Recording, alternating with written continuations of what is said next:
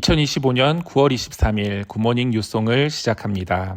오늘은 로마서 9장 1절에서 13절 말씀으로 함께 하도록 하겠습니다. 우리 손가락에는 각각의 의미가 있습니다. 엄지손가락은 최고를 의미하고 검지는 무언가를 가리킬 때 사용합니다. 그런데 가장 작은 새끼손가락은 특별한 역할을 하는데 바로 약속을 하는데 사용합니다. 가장 약하지만 가장 중요한 역할을 하는 것이 바로 이 약속의 손가락입니다. 하나님께서도 가장 연약한 우리에게 조건 없는 약속을 주셨습니다. 우리의 약속은 흔들리지만 하나님의 약속은 결코 변하지 않습니다. 오늘 로마서 9장에서 바울은 동족 이스라엘이 구원의 은혜를 붙잡지 못하는 것을 보며 눈물을 흘리는 것을 볼 수 있습니다. 그러나 바울은 동시에 분명하게 말합니다. 구원은 혈통이나 율법이 아니라 하나님의 신실한 약속에 달려있다는 것입니다. 바울은 내게 큰 근심이 있고 끊임없는 고통이 있다라고 고백하고 있습니다. 그는 자신이 저주를 받아도 좋으니 동족이 구원받기를 바란다고 이야기합니다. 나만 구원받으면 된다는 생각이 아니라 잃어버린 영혼을 향한 하나님의 마음을 품은 것입니다. 오늘 우리에게도 마찬가지입니다. 우리도 가정과 이웃, 직장 속에 잃어버린 영혼을 위해 기도해야 할 것입니다. 우리의 눈물이, 우리의 기도가 누군가를 주님께 인도하는 통로가 되기를 주님의 이름으로 축복합니다.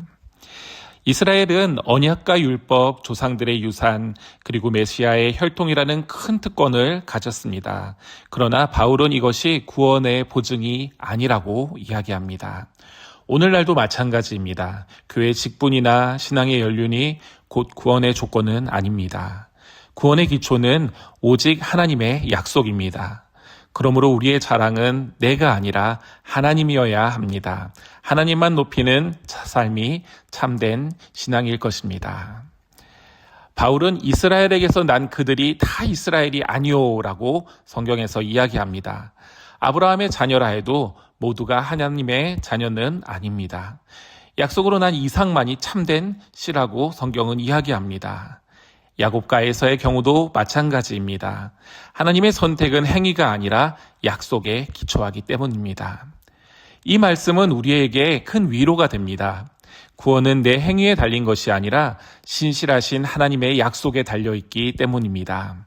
세상은 흔들리지만 하나님의 약속은 흔들리지 않습니다. 사랑하는 여러분, 오늘 말씀의 원포인트는 이것입니다. 구원의 기초는 나의 조건이 아니라 하나님의 약속입니다. 그러므로 우리는 세 가지로 이 이야기를 적용할 수 있을 것입니다. 먼저 약속을 기억합시다.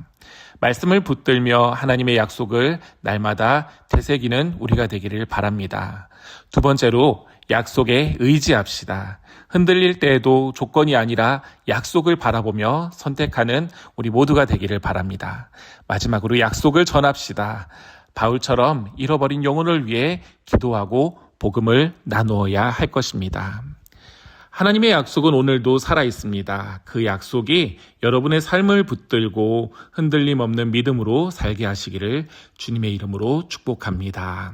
함께 기도하겠습니다. 신실하신 하나님, 우리의 구원이 오직 주님의 약속 위에 세워졌음을 고백합니다. 우리의 자랑이 내가 아니라 하나님이 되게 하시고 그 약속을 기억하고 의지하고 전하는 삶을 살게 하옵소서. 예수님의 이름으로 기도드립니다. 아멘.